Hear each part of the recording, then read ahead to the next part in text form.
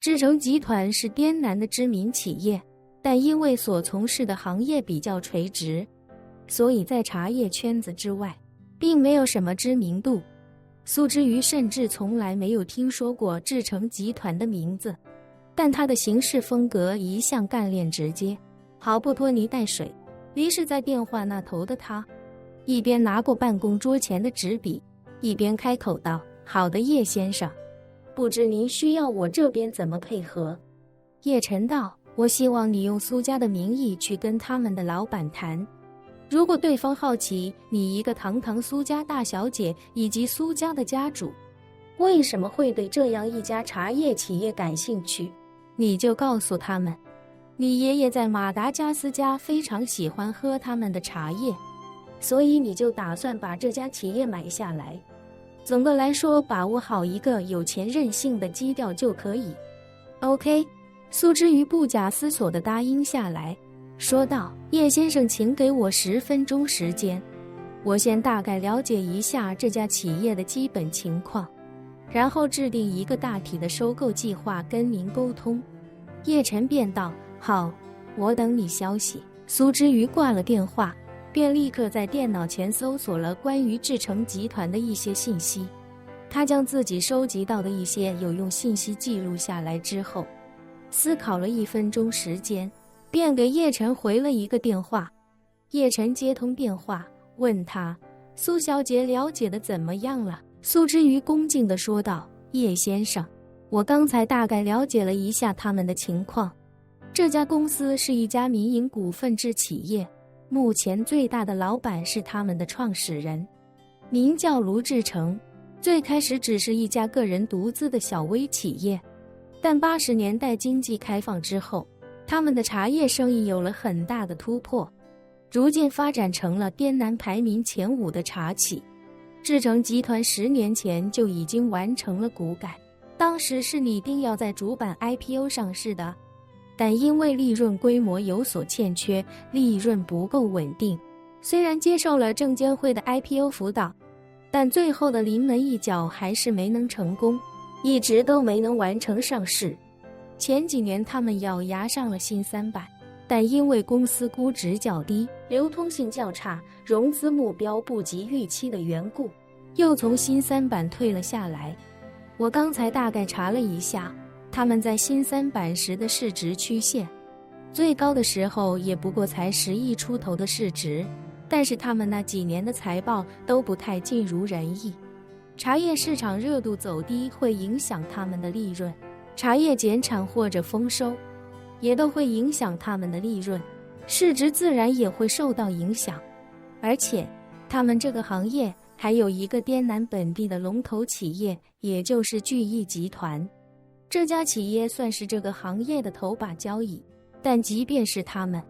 资本运作也一直不太顺畅。借壳上市虽然成功了，但市值只是一开始比较火热，现在市场降温，它的市值连20亿都不到了，所以茶叶行业的资本前景其实不算太好。说回到志诚集团，他们虽然每年也确实都能够有个1000万级的利润，但是这么点钱放在资本市场还是缺乏想象空间。从他们屡次冲击 IPO， 屡试屡败屡试的举动来看，他们的老板卢志诚应该一直都很想上市套现，但苦于上市无望，一直也没能如愿。不上市，卢志诚就只能每年守着这摊子业务，守着1年1000万级的利润，真正到他手里的1年也就小几千万上下。他想一把套现几亿元的上市梦，估计是永远都没希望了。叶晨没想到苏之瑜仅仅用了10分钟就能够梳理总结出这么多有效的信息，心里对这个女人的商业头脑以及判断能力、业务能力都有了极大的认可。他问苏之瑜，以苏小姐来看，如果收购这家公司，开价多少钱能够如愿？苏之瑜道：叶先生，从我目前能查到的信息来看，他们的老板卢志诚公开持股的比例是，但是通过其他的股权架构和期权持股，总体算下来应该在是当之无愧的大股东，想要成功收购志诚集团，只要能够让卢志诚点头，就算是成功了。以卢志诚目前的收入情况来看，如果他继续守着这摊业务干下去的话，运气好一年能挣个3-4千万，运气不好，一年到头可能1分钱都赚不到，甚至亏钱。放眼看他未来20年，个人能够从志诚集团陆续拿到的净收益，应该不会超过6个亿。如果我们给他的报价能够确保他出手之后没有对赌条款，没有等待期限，一次性就可以收获6个亿以上的话，那么他没有任何理由会拒绝我们的收购。6亿除以他的持股比例，也就是我们给志诚集团的总报价应该在7亿6千万上下。当然，这个价格最终是高了还是低了，还要看具体与卢志诚聊的情况。通过沟通来分析他目前的心理状态以及心理预期，稳妥一点的话，我个人建议把心理价位定在8亿，但我会用6亿作为报价去跟他聊，争取在7亿到7亿5千万的价格区间内把它拿下。叶晨问他有把握吗？有的，苏之瑜十分自信地说道。像卢志诚这样的创业者，几10年做的都是实体生意，产业规模虽然很大，但钱也都是一分一毛赚回来的。这种人，业务上没有一夜暴富的可能，想上市套现又没机会，根本体会不到一夜暴富的感觉，所以人的热情相对也会有比较大的消耗。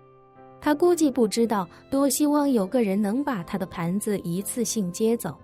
好让他能够那一大笔钱顺利抽身退休。而且他又是绝对控股的大股东，所以成功与否只在他一人，我相信应该没什么问题。叶晨很是满意，对他说道，我现在就在普洱，你觉得你要多久能够解决这件事？如果快的话，我就等你2天，如果慢的话，我就先去外地办其他事情，等你搞定之后我再过来。苏之瑜看了看时间，开口道，这边快日落了，但您既然在普洱，那应该还有1个多小时才日落。顺利的话，在您那边日落之前，我应该能让他点头。只要他点头，我可以立刻付他1亿定金，然后连夜派律师团队过去跟他办理转让手续。